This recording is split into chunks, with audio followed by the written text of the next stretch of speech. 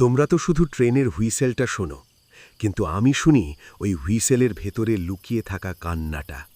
এই যে ৩০০ বছরের পুরনো বটগাছটা দেখছ, এর প্রতিটা শুকনো পাতায় একটা মেয়ের দীর্ঘশ্বাস লেখা আছে। আর ওই যে হাওড়া আমতার সিঙ্গল লাইনটা, ওটা শুধু লোহার পাত নয়, ওটা হলো একটা অনন্ত অপেক্ষার রাস্তা। আমার নাম নিতাই প্রামাণিক, লোকে ভালোবেসে নিতাই কাকা বলেই ডাকে। বয়স ৭০-এর কোঠা ছুঁয়েছে।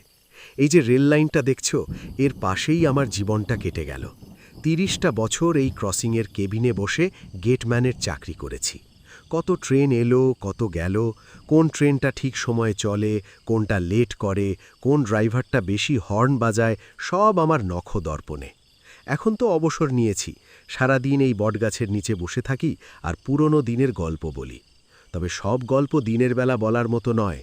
কিছু গল্প আছে যা শুধু শনিবারের মাঝরাতেই বলা যায়, কারণ সেই গল্পটা শুধু আমার নয়, এই বটগাছটারও আর ওই রেল লাইনটারও। এই গল্পটা এক মেয়ের, নাম তার তুলি। আজ থেকে প্রায় ৫০ বছর আগের কথা। তুলি ছিল এই গ্রামেরই মেয়ে, যেমন সুন্দর তেমনই চঞ্চল। গ্রামের সবাই ওকে ভালোবাসত। ওর বিয়ে ঠিক হয়েছিল আমতার এক ভালো পরিবারে। বিয়ের ঠিক আগের শনিবার ও ওর হবু বরের সাথে দেখা করতে গিয়েছিল। ফেরার পথে এই রেল লাইনটা পেরোতে গিয়েই সেদিন ছিল ঘন কুয়াশার রাত। শেষ লোকালটা যে কখন নিঃশব্দে চলে এসেছিল তা কেউ টেরও পায়নি। পরদিন সকালে এই বটগাছের নিচেই লাইনের ওপর তুলির ছিন্ন ভিন্ন দেহটা পাওয়া যায়। সেই থেকেই নাকি এই জায়গায় উপদ্রব শুরু হয়েছে। আমি প্রথম এসব বিশ্বাস করতাম না, ভাবতাম গ্রামের লোকেদের গাল গল্প। কিন্তু আমার সেই ভুলটা ভাঙল আমার চাকরির প্রথম বছরের এক শনিবারের রাতে। সেদিন রাতে আমি কেবিনে বসে ঝিমোচ্ছিলাম। রাত তখন প্রায় 12:30। শেষ লোকালটা চলে যাওয়ার পর লাইনটা শান্ত হয়ে যাওয়ার কথা। হঠাৎ করেই আমি দূর থেকে একটা ট্রেনের হুইসেল শুনতে পেলাম। আমি চমকে উঠলাম। এত রাতে তো আর কোনো ট্রেন আসার কথা নয়। আমি টাইম টেবিল দেখলাম, না, কোনো ট্রেন নেই। আমি ভাবলাম হয়তো কোনো স্পেশাল ট্রেন বা মালগাড়ি হবে। আমি কেবিন থেকে বেরিয়ে গেটটা ফেলার জন্য এগোচ্ছি, ঠিক তখনই আমার বুকের ভেতরটা ধরাস করে উঠল। আমি দেখলাম দূর থেকে একটা ট্রেনের হেডলাইট এগিয়ে আসছে, কিন্তু ক্রসিংয়ের সিগন্যালটা লাল হয়নি। গেট ফেলার জন্য যে সতর্কতামূলক ঘণ্টাটা বাজে সেটাও বাজছে না। আমার মাথা কাজ করা বন্ধ হয়ে গিয়েছিল। আমি কিংকর্তব্য বিমূঢ় হয়ে লাইনের পাশে দাঁড়িয়ে রইলাম। ট্রেনটা তীব্র গতিতে এগিয়ে আসছিল। একটা পুরনো দিনের লোকাল ট্রেন, কিন্তু তার কোনো শব্দ ছিল না, শুধু ওই তীব্র কান ফাটানো হুইসেলের আওয়াজ। ট্রেনটা ঝড়ের মতো আমার সামনে দিয়ে বটগাছটার পাশ দিয়ে বেরিয়ে গেল। তার বাতাসের ঝাপটায় আমি প্রায় পড়েই যাচ্ছিলাম। কিন্তু সবচেয়ে ভয়ঙ্কর ব্যাপার ছিল অন্যটা।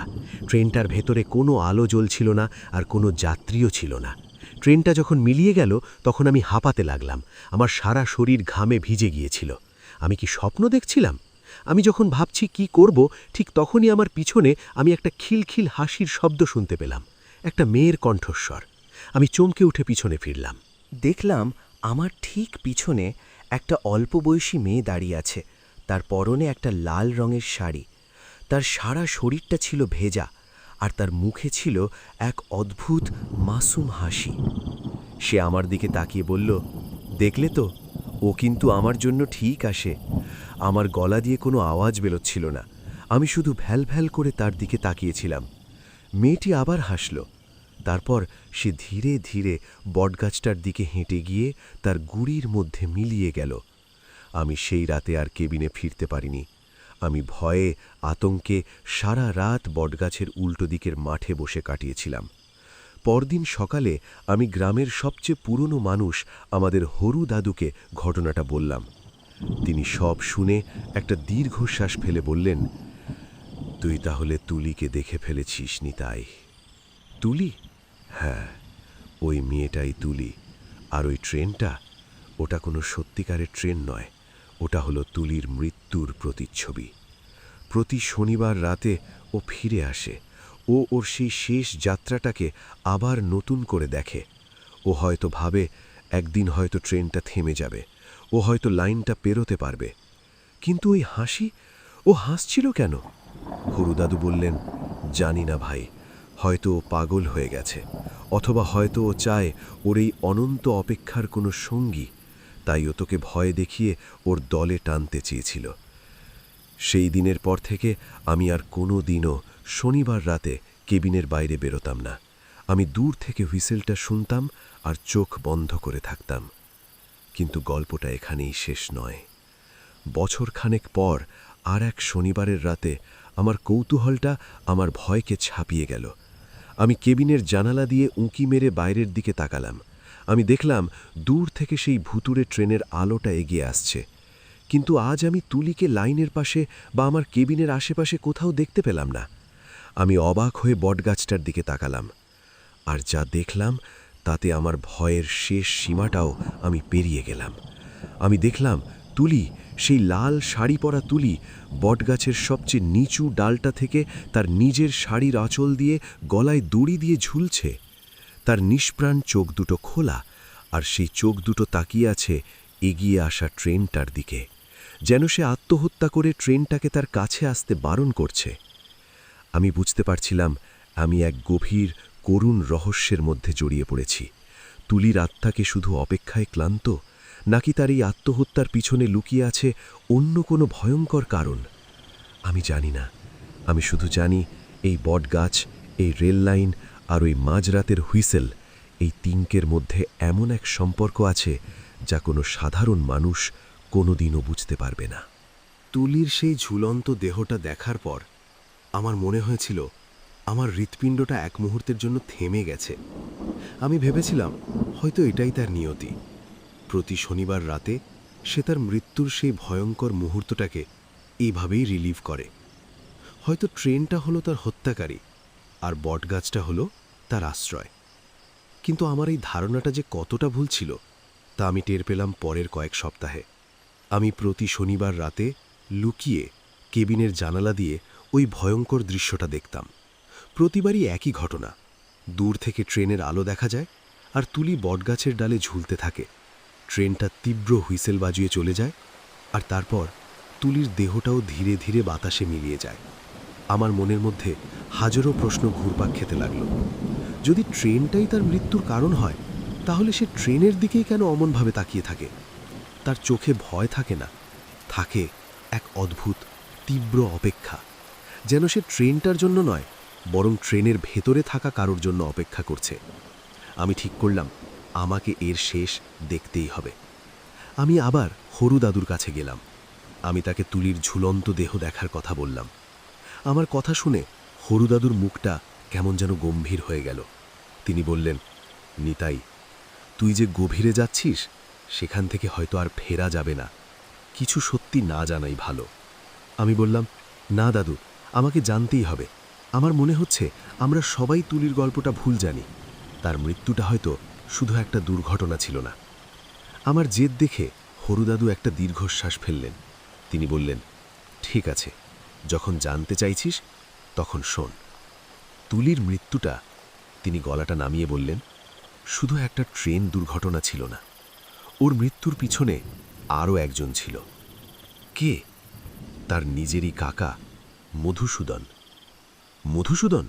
আমি অবাক হয়ে বললাম, সে তো খুব ভালো মানুষ ছিল। গ্রামের সবাই তো তাকে খুব সম্মান করত। হরুদাদু একটা তিক্ত হাসি হাসলেন, বললেন, বাইরে থেকে অনেক কিছুই ভালো মনে হয়নি তাই, কিন্তু ভেতরটা হয় সাপের মতো বিষাক্ত।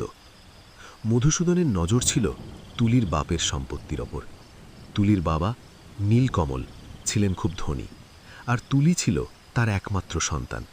সে জানত তুলির বিয়ে হয়ে গেলে বা নীলকমল মারা গেলে সমস্ত সম্পত্তি তুলিরই হবে। তাই সে একটা ভয়ঙ্কর ষড়যন্ত্র করে। সেই তুলিকে তার হবু বরের সাথে দেখা করার জন্য উস্কানি দিয়েছিল। সে জানত সেদিন রাতে কুয়াশা থাকবে, আর শেষ লোকালটা প্রায় নিঃশব্দেই আসে। সে ইচ্ছে করেই তুলিকে ভুল সময়ে বলে লাইনের দিকে পাঠিয়েছিল। আমার গায়ের লোম খাড়া হয়ে গেল। কিন্তু শুধু তাই নয়, হরুদাদু বলে চললেন, সেদিন রাতে মধুসূদন নিজেও এই বটগাছের আড়ালে লুকিয়েছিল। সে যখন দেখে ট্রেনটা প্রায় কাছে এসে পড়েছে আর তুলি তখনও লাইন পেরোয়নি, তখন সে ছুটে গিয়ে তুলিকে ধাক্কা মেরে লাইনের ওপর ফেলে দেয়, যাতে তুলির বাঁচার আর কোনো সুযোগই না থাকে। আর তারপর সে সবাইকে বলে বেড়ায় যে তুলি নাকি প্রেমে ব্যর্থ হয়ে ট্রেনের সামনে ঝাঁপ দিয়ে আত্মহত্যা করেছে। নীলকমলবাবু মেয়ের শোকে আর এই অপমানে কয়েক মাসের মধ্যেই মারা যান, আর তার সমস্ত সম্পত্তি দখল করে নেয় মধুসূদন। আমি স্তব্ধ হয়ে বসে রইলাম। এ কি ভয়ঙ্কর বিশ্বাসঘাতকতা! আমি বললাম, কিন্তু মধুসূদনের কি হলো? সে কি কোনো শাস্তি পায়নি? হরুদাদু বললেন, ঈশ্বরের মার দুনিয়ার বার নিতাই। ওই ঘটনার ঠিক 1 বছর পর এমনই এক শনিবারের রাতে মধুসূদন এই রেল লাইন পেরিয়ে কোথাও যাচ্ছিল।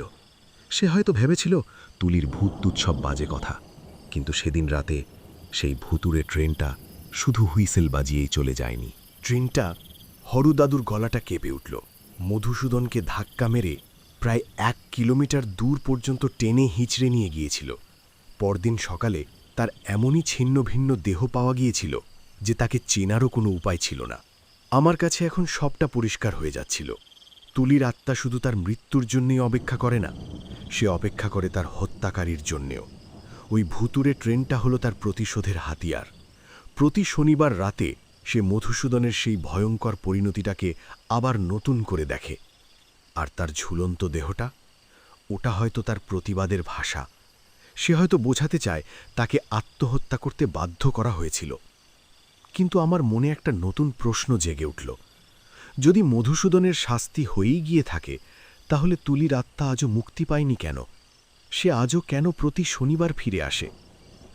আমার মনে হলো রহস্যটা এখনও শেষ হয়নি, এর গভীরে আরও কিছু লুকিয়ে আছে।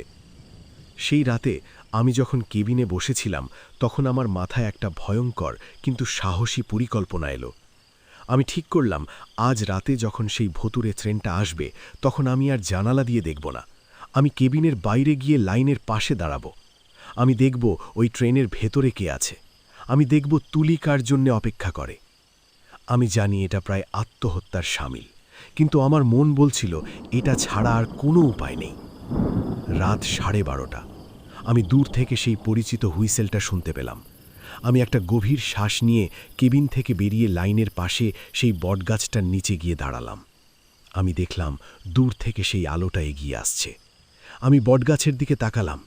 হ্যাঁ, তুলি ঝুলছে, তার নিষ্প্রাণ চোখ দুটো ট্রেনের দিকে। ট্রেনটা ঝড়ের মতো আমার দিকে এগিয়ে আসতে লাগলো। আমার হৃৎপিণ্ডটা এমনভাবে বাজছিল যে আমার মনে হচ্ছিল এক্ষুনি ফেটে যাবে। ট্রেনটা যখন প্রায় আমার সামনে এসে পড়েছে, তখন আমি আমার সমস্ত সাহস এক করে ট্রেনের কামরাগুলোর দিকে তাকালাম। কামরাগুলো ছিল অন্ধকার, জনশূন্য। কিন্তু একেবারে শেষ কামরাটায় আমি দেখলাম একটা আবঝা ছায়া মূর্তি বসে আছে, একজন পুরুষের মূর্তি। তার মুখটা আমি স্পষ্ট দেখতে পাচ্ছিলাম না, কিন্তু আমি দেখলাম তার কোলে একটা ছিন্ন ভিন্ন রক্তাক্ত দেহ পড়ে আছে, মধুসূদনের দেহ। আর সেই ছায়ামূর্তিটা, সে হাসছে, একটা ক্রূর পৈশাচিক হাসি। আমি বুঝতে পারলাম, তুলি শুধু মধুসূদনের জন্যই অপেক্ষা করে না, সে অপেক্ষা করে ওই ছায়ামূর্তিটার জন্যেও। কিন্তু কে সে? সে কি যমদূত, নাকি অন্য কোনো ভয়ঙ্কর সত্তা? আমি যখন ভয়ে আতঙ্কে প্রায় জমে গেছি, তখন ট্রেনটা আমাকে পেরিয়ে গেল, আর সাথে সাথেই আমার পিছনে আমি আবার সেই খিলখিল হাসির শব্দটা শুনতে পেলাম, তুলির হাসি। আমি পিছনে ফিরলাম না, আমার আর ফেরার সাহস ছিল না। আমি শুধু জানি, আমি আজ রাতে যা দেখেছি তা আমার জীবনের সবচেয়ে বড় ভুল। আমি এমন এক জগতের দরজা খুলে ফেলেছি যেখান থেকে আর ফেরা যায় না। সেই রাতের পর আমি আর আগের সেই নিতাই ছিলাম না। আমার চোখের সামনে সারাক্ষণ ভাসছিল সেই শেষ কামরার ছায়ামূর্তি, আর তার কোলে থাকা মধুসূদনের রক্তাক্ত দেহটা। তুলির সেই খিলখিল হাসিটা আমার কানের মধ্যে দুঃস্বপ্নের মতো বাজছিল। আমি বুঝতে পারছিলাম, আমি এমন এক ভয়ঙ্কর নাটকের সাক্ষী হয়ে গেছি যার চরিত্ররা কেউই এই পৃথিবীর নয়। আমার রাতের ঘুম চলে গেল। আমি সারাক্ষণ একটা অজানা ভয়ে আতঙ্কিত থাকতাম। আমার মনে হতো তুলির আত্মা হয়তো আমার পিছু ছাড়েনি, সে হয়তো চায় আমিও তার এই ভয়ঙ্কর খেলার অংশ হয়ে যাই। আমি ঠিক করলাম, আমি আর ওই রেলগেটের চাকরিটা করব না। আমি অবসরের জন্য আবেদন করলাম, কিন্তু ভাগ্য আমার সহায় ছিল না। রেলের নিয়মের গ্যারয় আমাকে আরও 6 মাস চাকরিটা চালিয়ে যেতে হলো। এই 6টা মাস আমার কাছে ছিল 6টা বছরের মতো। প্রতি শনিবার রাত আমার কাছে ছিল বিভীষিকা। আমি কেবিনের দরজা জানালা বন্ধ করে কানের মধ্যে তুলো গুজে বসে থাকতাম, কিন্তু তাতেও কোনো লাভ হতো না। সেই তীব্র হুইসেলটা আমার মাথার খুলি ভেদ করে ভেতরে প্রবেশ করত, আর আমি আমার মনের চোখে সেই একই ভয়ঙ্কর দৃশ্য দেখতে পেতাম। অবশেষে আমার অবসরের দিনটা এলো। আমি যেদিন আমার কেবিনের চাবিটা নতুন গেটম্যানের হাতে তুলে দিয়ে শেষবারের মতো বাড়ির দিকে রওনা দিলাম, সেদিন আমার মনে হয়েছিল আমি যেন এক কারাগার থেকে মুক্তি পেলাম। আমি মনে মনে প্রতিজ্ঞা করলাম, আমি আর কোনোদিনও ওই বটগাছ বা রেল লাইনের দিকে ফিরেও তাকাব না। আমি আমার অবসরের জীবনটা বেশ শান্তিতেই কাটানোর চেষ্টা করছিলাম। নাতি নাতনিদের সাথে খেলা করতাম, পুরনো বন্ধুদের সাথে আড্ডা দিতাম। আমি চেষ্টা করছিলাম আমার জীবনের সেই কালো অধ্যায়টা ভুলে যাবার। কিন্তু আমি ভুল ছিলাম। অভিশাপ কখনো কখনো মানুষের ছায়ার মতো হয়। আপনি যতই আলোর দিকে এগোন না কেন, সে আপনার পিছু ছাড়ে না। অবসরের প্রায় বছরখানেক পর এক শনিবার রাতে আমি আমার বাড়ির বারান্দায় বসেছিলাম। হঠাৎ করেই আমার বুকের ভেতরটা কেঁপে উঠল। আমি শুনলাম বহু দূর থেকে সেই পরিচিত হুইসেলটা ভেসে আসছে। আমার সারা শরীর ঠান্ডা হয়ে গেল। এটা কিভাবে সম্ভব? আমার বাড়ি তো রেল লাইন থেকে অনেকটা দূরে। এখান থেকে তো ট্রেনের হুইসেল শোনার কথাই নয়। আমি দৌড়ে ছাদে গেলাম। আমি দেখলাম বহু দূরে সেই হাওড়া আমটা লাইনের ওপর দিয়ে একটা আলোর বিন্দু তীব্র গতিতে ছুটে চলেছে। আর ঠিক সেই মুহূর্তে আমার পিছনে আমি আবার সেই খিলখিল হাসির শব্দটা শুনতে পেলাম। আমি ভয়ে আতঙ্কে জমে গেলাম। তুলি, সে আমার পিছু ছাড়েনি, সে আমার বাড়ি পর্যন্ত চলে এসছে। আমি পিছনে না ফিরেই দৌড়ে ঘরে ঢুকে দরজা বন্ধ করে দিলাম। সেই রাতের পর থেকে আমার জীবনটা আবার নরকে পরিণত হলো। প্রতি শনিবার রাতে আমি সেই হুইসেলটা শুনতে পেতাম, আর আমার বাড়ির আনাচে কানাচে আমি তুলির উপস্থিতি অনুভব করতাম। কখনো তার কান্নার শব্দ, কখনো তার হাসির শব্দ, কখনো বা তার লাল শাড়ির ছায়া। আমি বুঝতে পারছিলাম আমি আর পালাতে পারব না, আমাকে এর মুখোমুখি হতেই হবে। আমি আবার হরুদাদুর কাছে গেলাম। আমি তাকে সবটা খুলে বললাম। হরুদাদু সব শুনে একটা দীর্ঘশ্বাস ফেলে বললেন, তুই তোকে আগেই বারণ করেছিলাম নিতাই, তুই ওই জগতের দরজাটা খুলে ফেলেছিস, এখন আর ওটা বন্ধ করা সহজ নয়। আমি বললাম, কিন্তু আমি এখন কি করব দাদু? আমি কি এভাবেই ভয়ে ভয়ে বাকি জীবনটা কাটাবো? হরুদাদু বললেন, উপায় একটাই আছে। যে আগুন তুই জ্বালিয়েছিস সেই আগুন তোকেই নেভাতে হবে। তোকে জানতে হবে ওই শেষ কামরার ছায়ামূর্তিটা কে, কেন তুলি তার জন্য অপেক্ষা করে। ওই ছায়ামূর্তির রহস্যের মধ্যেই তুলির মুক্তির রহস্যটাও লুকিয়ে আছে। কিন্তু আমি কিভাবে জানব? তোকে আবার সেই বটগাছের নিচে যেতে হবে, হরুদাদু বললেন।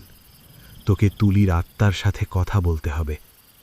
আমার বুকের ভেতরটা কেঁপে উঠল। তুলির সাথে কথা বলবো? কিভাবে? আমি জানি না, হরুদাদু বললেন, কিন্তু আমি এটা জানি যে তুই যদি মন থেকে চাস তাহলে পথ ঠিকই খুঁজে পাবি। তোর মনটা পরিষ্কার, তোর মধ্যে কোনো পাপ নেই, হয়তো সে তোর কথা শুনবে। আমি জানি এটা একটা ভয়ঙ্কর প্রস্তাব, কিন্তু আমার আর কোনো উপায় ছিল না। আমি ঠিক করলাম আমি যাব। পরের শনিবার রাতে আমি একা একা সেই পুরনো রেল গেটের দিকে রওনা দিলাম। আমার হাতে ছিল একটা হ্যারিকেন, আর আমার মনে ছিল অসীম ভয় আর এক চিলতে আশা। আমি যখন সেই বটগাছটার নিচে গিয়ে দাঁড়ালাম, তখন আমার মনে হলো যেন 50 বছর আগের সেই অভিশপ্ত রাতটা আবার ফিরে এসেছে। রাত 12:30। আমি দূর থেকে সেই হুইসেলটা শুনতে পেলাম। আমি চোখ বন্ধ করে হাত জোড় করে তুলিকে ডাকতে শুরু করলাম। তুলি, মা, তুই কোথায়? আমি এসেছি, তোর নিতাই কাকা। তুই আমার সাথে কথা বল মা, আমাকে বল তুই কি চাস। আমি তোকে মুক্তি দিতে চাই। আমি যখন চোখ খুললাম তখন আমি দেখলাম আমার ঠিক সামনে সেই লাল শাড়ি পরা ভেজা শরীরের মেয়েটি দাঁড়িয়ে আছে। আজ তার মুখে হাসি ছিল না, ছিল শুধু এক গভীর অন্তহীন কষ্ট। সে আমার দিকে তার করুণ চোখ দুটো নিয়ে তাকিয়ে রইল। আমি বললাম, বল মা, ওই শেষ কামরার লোকটা কে? তুই কার জন্য অপেক্ষা করিস? তুলি তার ছায়াময় ঠোঁট দুটো নাড়ল।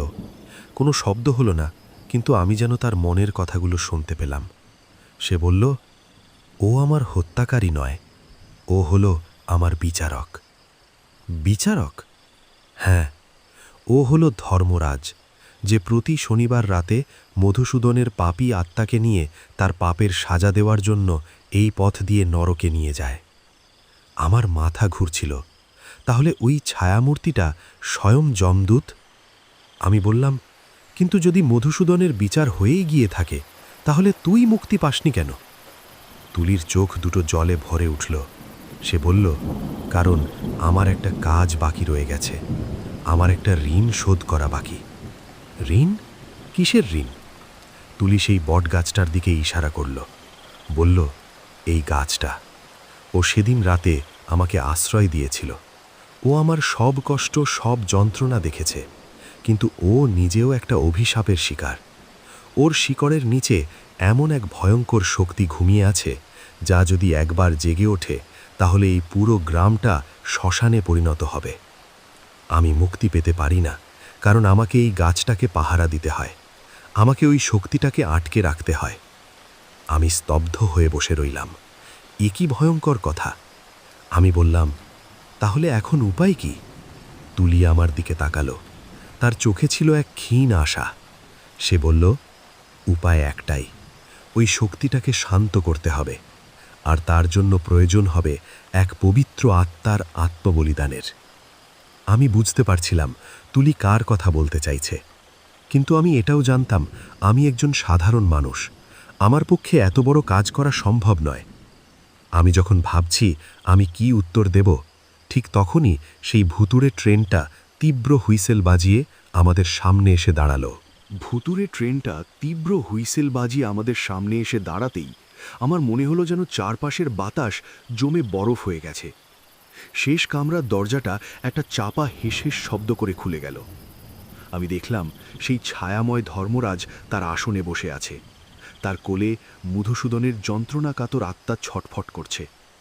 ধর্মরাজের দৃষ্টি ছিল আমার দিকেই, স্থির, শীতল। তুলি আমার দিকে তাকিয়ে তার করুণ ফিসফিসে গলায় বলল, সময় হয়ে গেছে নিতাই কাকা, সিদ্ধান্তটা তোমাকেই নিতে হবে। আমার মাথা কাজ করছিল না। আত্মবলিদান! আমার মতো একজন সাধারণ পেনশনিয়ার মানুষ কিভাবে এমন অসম্ভব কাজ করতে পারে? আমার পরিবার আছে, নাতি নাতনি আছে। আমি যখন এই দোলাচলে ভুগছি, তখন ধর্মরাজের ছায়ামূর্তিটা ট্রেন থেকে নেমে এলো। সে কোনো কথা বলল না, সে শুধু তার একটা ছায়াময় হাত বাড়িয়ে বটগাছটার গুড়ির দিকে নির্দেশ করল। সাথে সাথেই বটগাছের চারপাশের মাটি কাঁপতে শুরু করল। মাটি ফেটে ভেতর থেকে একটা গাঢ় কালো ধোঁয়ার মতো কিছু বেরিয়ে আসতে লাগলো, আর তার সাথে মিশেছিল হাজার হাজার মানুষের আর্তনাদ আর তীব্র দুর্গন্ধ। তুলি ভয়ার্ত গলায় বলল, ও জেগে উঠছে, ওই অভিশপ্ত শক্তিটা জেগে উঠছে। আমি দেখলাম বটগাছের পাতাগুলো শুকিয়ে ঝরে পড়ছে, তার ডালপালাগুলো মড়মড় করে ভেঙে পড়ছে, যেন কোনো অদৃশ্য রাক্ষস গাছটার সমস্ত প্রাণশক্তি শুষে নিচ্ছে। আমি বুঝলাম আমার আর ভাবার সময় নেই। আমি যদি আজ পিছিয়ে যাই, তাহলে শুধু তুলির আত্মাই নয়, এই পুরো গ্রামটাই শেষ হয়ে যাবে। আমি আমার জীবনের সবচেয়ে কঠিন সিদ্ধান্তটা নিয়ে ফেললাম। আমি তুলির দিকে তাকিয়ে বললাম, কি করতে হবে আমাকে মা? তুলির চোখে জল। সে বলল, তোমাকে ওই বট গাছের মূল শিকড়টা স্পর্শ করতে হবে, আর তোমার সমস্ত পুণ্য, তোমার সমস্ত ভালো কর্ম, তোমার সমস্ত প্রাণশক্তি ওই শিকড়ের মধ্যে উৎসর্গ করে দিতে হবে। তোমার পবিত্র আত্মাই পারবে ওই অশুভ শক্তিটাকে শান্ত করতে। আমি জানি এর মানে হলো নিশ্চিত মৃত্যু। আমি আমার পরিবারের মুখগুলো শেষবারের মতো স্মরণ করলাম। তারপর আমি একটা গভীর শ্বাস নিয়ে সেই কাঁপতে থাকা বটগাছটার দিকে এগিয়ে গেলাম। মাটির নিচ থেকে বেরিয়ে আসা সেই কালো ধোঁয়াটা আমাকে ঘিরে ধরল। আমার নিঃশ্বাস বন্ধ হয়ে আসছিল। আমার মনে হচ্ছিল যেন হাজার হাজার সাপ আমাকে পেঁচিয়ে ধরছে। কিন্তু আমি থামলাম না। আমি গাছটার মূল শিকড়ের কাছে পৌঁছে হাঁটু গেড়ে বসলাম। আমি চোখ বন্ধ করে আমার সারা জীবনের সব ভালো স্মৃতি, সব ভালোবাসার মুহূর্তগুলো মনে করতে লাগলাম। তারপর আমি আমার কাঁপা কাঁপা হাতটা বাড়িয়ে সেই বিশাল প্রাচীন শিকড়টা স্পর্শ করলাম। সাথে সাথেই আমার পুরো শরীরটা যেন একটা বিদ্যুৎ স্পৃষ্ট হলো। আমার মনে হলো আমার শরীরের সমস্ত রক্ত, সমস্ত শক্তি কেউ যেন একটা বিশাল পাম্প দিয়ে শুষে নিচ্ছে। আমার চোখের সামনে অন্ধকার নেমে আসছিল। আমি আমার চেতনা হারাচ্ছিলাম। আমার শেষ যে জিনিসটা মনে আছে সেটা হলো তুলির একটা কৃতজ্ঞচিত্ত হাসি মুখ, আর ধর্মরাজের সেই ভুতুরে ট্রেনটার একটা দীর্ঘ শান্ত হুইসেল। তারপর সব অন্ধকার। আমি জানি না আমি কতক্ষণ ওই অবস্থায় ছিলাম। আমার যখন আবার জ্ঞান ফিরল, তখন আমি দেখলাম আমি আমার নিজের বাড়ির বিছানায় শুয়ে আছি, ভোরের প্রথম আলো আমার মুখে এসে পড়েছে। আমার ছেলে, বৌমা, আমার স্ত্রী সবাই আমার বিছানার চারপাশে দাঁড়িয়ে কাঁদছে। আমাকে দেখে তারা আনন্দে বিস্ময়ে চিৎকার করে উঠল। আমি উঠে বসার চেষ্টা করলাম। আমার শরীরটা ছিল খুব দুর্বল, কিন্তু আমি বেঁচে আছি। আমার ছেলে বলল, বাবা তুমি ঠিক আছো? আমরা তো ভেবেছিলাম কাল রাতে তোমাকে ওই বটগাছের নিচে অজ্ঞান অবস্থায় পাওয়া গিয়েছিল। তোমার সারা শরীর ছিল বরফের মতো ঠান্ডা। আমি কিছু বললাম না, আমি শুধু হাসলাম। সেই দিনের পর আমি আর কোনোদিনও কোনো শনিবার রাতে সেই হুইসেলটা শুনিনি। আমি আর কোনোদিনও তুলিকে দেখিনি। হাওড়া আমতার সেই রেল ক্রসিংটা এখন শান্ত, কিন্তু বটগাছটা, ওটা আর আগের মতো নেই। ও শুকিয়ে যাওয়া ডালপালা থেকে আবার নতুন করে কচি সবুজ পাতা গজিয়েছে। গাছটা যেন এক নতুন জীবন ফিরে পেয়েছে। গ্রামের লোকেরা বলে এটা নাকি কোনো দৈব চুদো, কিন্তু আমি জানি আসল সত্যিটা কি। আমি জানি ওই গাছের প্রতিটা নতুন পাতায় আমার জীবনের একটা করে দিন লেখা আছে। আমি হয়তো আমার আয়ুর একটা বড় অংশ ওই গাছটাকে দিয়ে দিয়েছি, কিন্তু তার বদলে আমি যা পেয়েছি তা অমূল্য। আমি পেয়েছি একটা মেয়ের আত্মার মুক্তি আর একটা গোটা গ্রামের শান্তি। আমি এখন আমার বাকি জীবনটা আমার পরিবারের সাথে শান্তিতে কাটাতে চাই, কিন্তু আমি এটাও জানি যে আমার যাত্রা এখনও শেষ হয়নি। কারণ মাঝে মাঝে যখন আমি রাতের আকাশে তাকাই, তখন আমার মনে হয় আমি যেন বহু দূরে একটা টিমটিমে আলোর ট্রেনকে ছুটে যেতে দেখি। আমি জানি ওই ট্রেনে ৩ জন যাত্রী আছে, তুলি, মধুসূদন আর তাদের অনন্তকালের বিচারক। তারা হয়তো তাদের যাত্রা শেষ করেছে, কিন্তু আমার যাত্রাটা হয়তো এক নতুন আরও গভীর রহস্যের দিকে এগোতে শুরু করেছে। আমার সেই ভয়ঙ্কর অভিজ্ঞতার পর বেশ কয়েক বছর কেটে গেছে। আমার শরীরটা ধীরে ধীরে সেরে উঠেছিল, কিন্তু আমার মনটা আর আগের মতো ছিল না। আমি যেন জীবন আর মৃত্যুর মাঝের এক অন্য জগতের বাসিন্দা হয়ে গিয়েছিলাম। আমি এমন কিছু দেখেছিলাম, এমন কিছু অনুভব করেছিলাম যা সাধারণ মানুষের কল্পনারও অতীত। গ্রামের লোকেরা আমাকে এখন আরও বেশি সম্মান করে। তারা হয়তো আসল সত্যিটা জানে না, কিন্তু তারা এটা বোঝে যে আমি গ্রামটাকে কোনো এক বড় বিপদের হাত থেকে রক্ষা করেছি। বটগাছটা এখন আবার আগের মতোই সবুজ, ঘন পাতায় ছেয়ে গেছে। বাচ্চারা এখন আবার ওর নিচে খেলা করে, পথিকরা ওর ছায়ায় বিশ্রাম নেয়। জায়গাটা থেকে সেই গুমোট, ভয়ঙ্কর ভাবটা চিরদিনের জন্য কেটে গেছে। আমি ভেবেছিলাম আমার জীবনের সেই ভৌতিক অধ্যায়টা বুঝি এখানেই শেষ, কিন্তু আমি ভুল ছিলাম। গণ্ডগোলটা শুরু হলো গত বছর, আমার নাতির জন্মদিনের দিন। আমার নাতি রোহন সবে 5 বছরে পড়েছে। সে আমার খুব আদরের। সেদিন রাতে আমাদের বাড়িতে উৎসবের আয়োজন ছিল, অনেক লোকজন, হইচই। রোহন কেক কাটার পর আমার কাছে এসে আবদার করল, দাদু একটা গল্প বলো, ভূতের গল্প। আমি ওর দিকে তাকিয়ে হাসলাম, বললাম, আজকের এই আনন্দের দিনে ভূতের গল্প শুনতে নেই দাদু ভাই। কিন্তু সে নাছোড়বন্ধা। আমি ওকে আমার সেই পুরনো রেলগেটের গল্পটা বলতে শুরু করলাম। আলবাত্তা আমি ভয়ঙ্কর অংশগুলো বাদ দিয়ে শুধু তুলির দুঃখের গল্পটা বললাম। আমার গল্প শুনতে শুনতে রোহনের চোখ দুটো ঘুমে জড়িয়ে এলো। আমি ওকে কোলে করে ওর ঘরে শুইয়ে দিয়ে এলাম। রাত প্রায় 2টো নাগাদ হঠাৎ করেই আমার ঘুমটা ভেঙে গেল। আমার নাতির ঘর থেকে আমি একটা মৃদু কান্নার আওয়াজ শুনতে পেলাম। আমার বুকের ভেতরটা ধড়াস করে উঠল। আমি দৌড়ে ওর ঘরে গেলাম। দেখলাম রোহন বিছানায় উঠে বসে ফুপিয়ে ফুপিয়ে কাঁদছে। আমি ওর কাছে গিয়ে ওকে জড়িয়ে ধরে বললাম, কি হয়েছে দাদু ভাই, দুঃস্বপ্ন দেখেছিস? রোহন আমার দিকে তার বড় বড় জল ভরা চোখ দুটো তুলে তাকালো। তারপর সে যা বলল তা শোনার জন্য আমি প্রস্তুত ছিলাম না। সে কাঁপা কাঁপা গলায় বলল, দাদু ওই ট্রেনটা আবার এসেছিল। আমার সারা শরীর ঠান্ডা হয়ে গেল। আমি বললাম, কি বলছিস তুই? সে বলল, হ্যাঁ দাদু, আমি ঘুমের মধ্যে দেখলাম একটা খুব পুরনো ট্রেন আমাদের বাড়ির ছাদের ওপর দিয়ে উড়ে গেল, আর ট্রেনের জানালায় একটা লাল শাড়ি পরা দিদি আমার দিকে তাকিয়ে হাত নাড়ছিল। আর কি দেখেছিস? আমার গলা দিয়ে কথা বেরোচ্ছিল না। আর রোহন আমার কানের কাছে মুখ এনে ফিসফিস করে বলল, শেষের কামরাটায় একটা খুব রাগী দাদু বসেছিল, তার কোলে আরেকটা দাদু শুয়েছিল, আর রাগী দাদুটা আমার দিকে তাকিয়ে আঙ্গুল দিয়ে তোমাকে দেখালো। আমার আর বুঝতে বাকি রইল না, খেলা এখনো শেষ হয়নি। ধর্মরাজ আমাকে কিছু একটা বলতে চাইছে। সে আমার নাতির মাধ্যমে আমার কাছে কোনো একটা বার্তা পাঠিয়েছে, কিন্তু কি সেই বার্তা আমি জানি না। আমি শুধু জানি আমার অবসরের জীবনটা হয়তো আর শান্তিতে কাটবে না। আমি হয়তো একটা লড়াই জিতেছি, কিন্তু যুদ্ধটা হয়তো এখনো বাকি। কারণ যে একবার পরলোকের দরজাটা খুলে ফেলে, তার জন্য সেই দরজা আর কোনোদিনও পুরোপুরি বন্ধ হয় না।